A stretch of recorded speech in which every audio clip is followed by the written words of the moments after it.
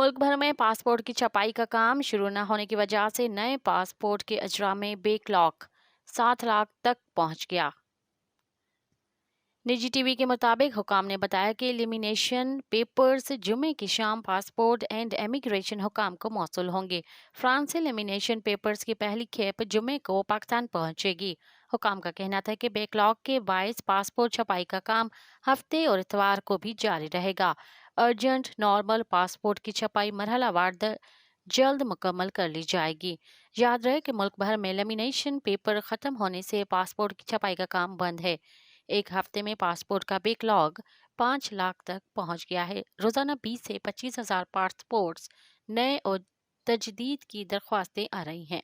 मज़ीद ख़बरन ऐं तफ़सीलात लाइ विज़िट कयो असांजी वेबसाइट www.awamiNewsHD.com ऐं ॾिसंदा रहो अवामी न्यूज़ HD।